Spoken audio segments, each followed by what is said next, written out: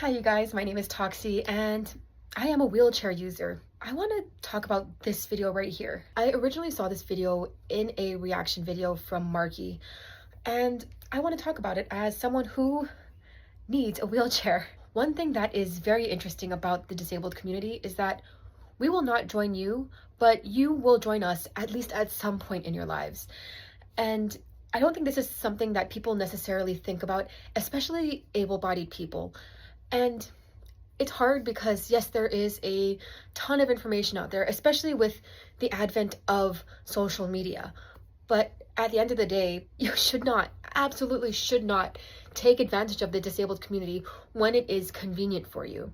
And that's exactly what this creator is doing. With the way she worded this video, there is no doubt in anyone's mind that she isn't just sharing this as a funny little hack when people actually need this.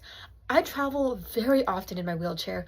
As you can see, I had the picture of me at Disneyland, and I travel inter-island very often because I live in Hawaii and I go between Oahu and Hilo, Hawaii on the Big Island, or Hawaii Island, very often. So that means I'm consistently having to deal with TSA, flight check-in as a disabled person with a service dog who is being lazy back there, so don't mind it. But it is hard when people cosplay as the disabled because not all disabilities are visible. Mine certainly is not. I am what's called an ambulatory wheelchair user, so I can walk short distances, but I cannot walk long distances, and some days I can't walk at all. But you would think that I am an able-bodied person, but I'm not. With people perpetuating this kind of thing where they are cosplaying as disabled, it makes the actual people who have an invisible disability look like they're faking. Whilst I cannot speak for everyone in the disabled community, I can speak for myself, and I'm sure that there are others that will agree with me within the same community. I'm very happy being who I am, but I would love to have a normal life. Honestly, in the blink of an eye, as an able-bodied person, your life can become mine. I don't talk much about my disabilities online, so I'm still not going to be very specific. As I got older, my health issues just started to become more and more apparent, to the point where now I have issues where I cannot walk for long distances. Not to make this about me as well, but I just kind of want you to understand where I'm coming from. Anyway, I digress.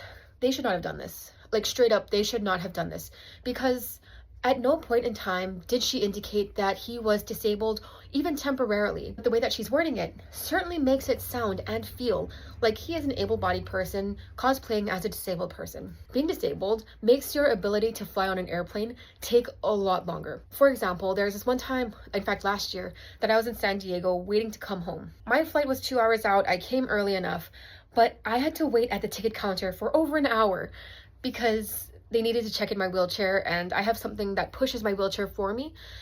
They needed to check the batteries on that, and that took over an hour to get resolved. It got to the point where I told my mom, who I was traveling with, to just get on the plane, go through security because I don't know when I'm getting home. Basically, I ended up having to wait so long for a supervisor to come because that's who had to check my wheelchair. I wasn't being like, I need to see a supervisor now. No, as a disabled person, just because I had a wheelchair, I was delayed by an hour and a half before I could even leave. So at that point in time, at about the hour mark, I told him, hey, I'm worried I'm going to miss my flight. Could we just move me to a later flight so that I can still get home but not have to rush to the gate? Because, getting through a busy airport is not the easiest. But they did actually hold their plane for me, which was very nice of them. Although I didn't pre-board, so I think we actually left a little late. Long story long, don't do this. And by her posting that, thank you. And to her posting this to her millions of followers, of course, not all of them are going to do it, but it might inspire a couple hundred of them to do it. And from there, a couple hundred more and more and more and more and more. And people thinking that they can hack the airport by cosplaying as a disabled person.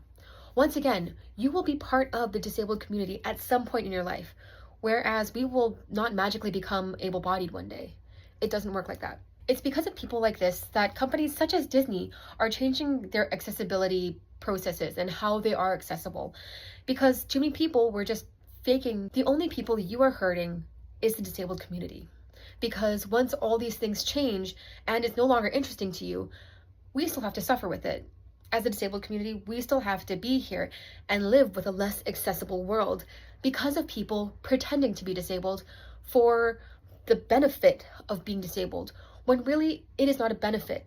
These things are called reasonable accommodations for the disabled community so that we can live on an even playing field with the able-bodied community. For example, now a lot of people that are disabled are no longer qualifying for something called DAS at Disneyland because too many able-bodied people were just pretending to be disabled.